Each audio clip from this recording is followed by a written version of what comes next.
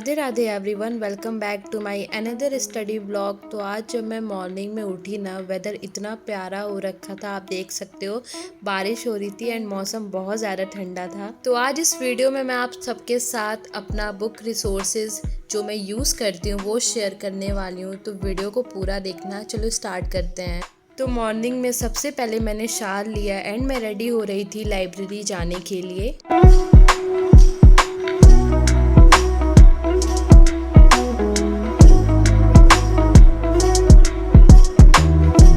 Ready होने के बाद सबसे पहले मैंने पूजा किया एंड फिर मैं किचन में गई एंड सबके लिए मैंने ये हेल्दी सा टेस्टी सा ब्रेकफास्ट बनाया जो कि आजकल सब लोग खा रहे हैं एंड सबको बहुत ज़्यादा पसंद आ गया है। तो गाइज़ आप भी ट्राई करो एंड मुझे कमेंट में ज़रूर बताना कि आपको इसका टेस्ट कैसा लगा। तो ब्रेकफास्ट करने के बाद से मैं अपना थोड़ा रूम क्लीन करने लग गई क्योंकि मेरे पास बिल्कुल टाइम नहीं होता है। लाइब्रेरी से आने के बाद मुझे बहुत ज़्यादा नींद आने लगता है, मैं इतना टायर्ड फील करती हूँ। तो इसलिए मैं मॉर्निंग में ही अपना रूम क्लीन करके जाती हूँ। तो वो सब करने के बाद से मैंने अपना सारा सामान पैक किया एंड फिर मैं निकल गई लाइब्रेरी के लिए। लाइब्रेरी आने के बाद सबसे पहले मैंने अपना स्टडी टेबल क्लीन किया एंड उसके बाद से मैंने अपना सारा सामान निकाला एंड सेटअप किया।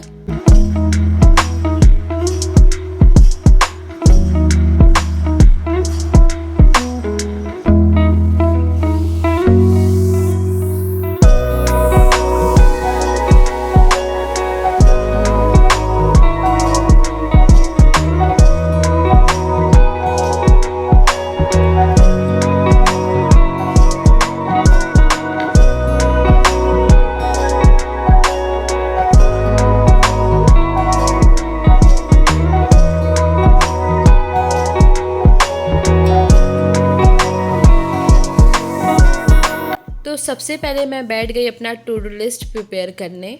एंड गाइज़ एक बात आप सबसे शेयर करना है, क्या ये आपके भी साथ हो रहा है? मुझे ना 24 आवर भी कम लग रहा है।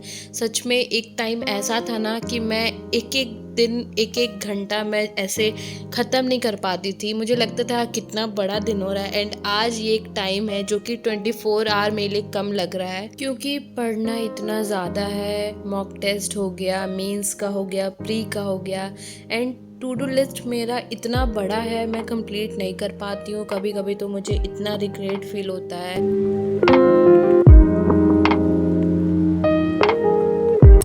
तो गाइज़ आप सब बहुत ज़्यादा कमेंट कर रहे थे एंड मेरे से पूछ रहे थे कि मैं बुक्स कौन कौन सा यूज़ कर रही हूँ बैंकिंग एग्ज़ाम के लिए।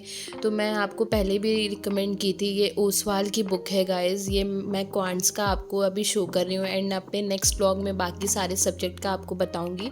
तो आप देख सकते हो ये मेरे पास अरिथमेटिक का है अभी। तो इसमें सारे चैप्टर्स हैं एंड कॉन्सेप्ट इतने अच्छे से समझाया गया है। प्लस इसमें ना आपको बेसिक लेवल का क्वेश्चन मिलेगा एंड फिर मीडियम लेवल का एंड डिफ़िकल्ट लेवल का, 3 तरह का इस बुक में क्वेश्चंस को डिवाइड किया गया है गाइज, आप देख सकते हो।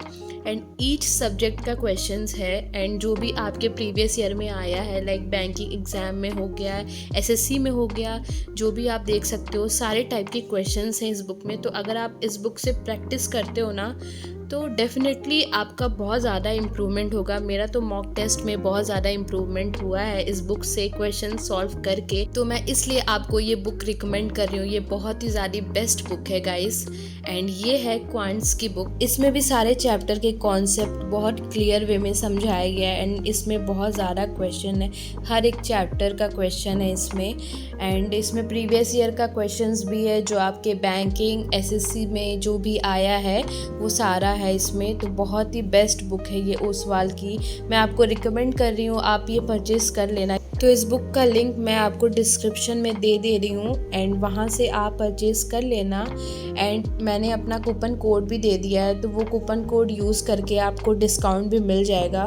तो अगर आपको ये बुक परचेज़ करना है तो डिस्क्रिप्शन में डिटेल्स है, आप चेक कर लेना एक बार। एंड बाकी जो सब्जेक्ट का बुक है मैं आपको नेक्स्ट अपने स्टडी व्लॉग में आपको शो कर दूँगी, वहाँ से आप सब चेक कर लेना।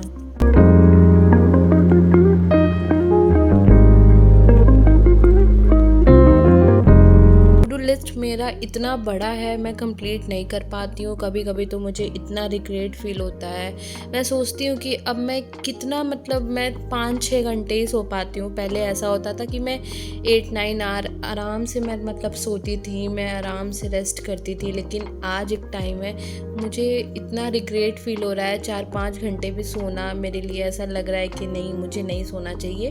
उस टाइम में मुझे अपना टास्क कंप्लीट करना चाहिए, बट ऐसा नहीं है। आई नो मेरी हेल्थ ख़राब हो जाएगी एंड इसलिए मैं रेस्ट भी ले रही हूँ।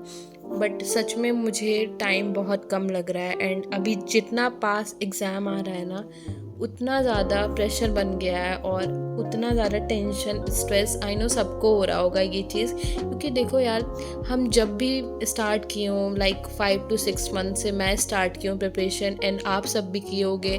एंड एट द एंड आपको ऐसा लग रहा है कि आपका प्रिपरेशन नहीं हो पाया उस लेवल का जिस लेवल का आपको चाहिए था, लेकिन फिर भी आपने प्रिपेयर किया है। तो देखो, अपना 100% दे के आना एग्ज़ाम में।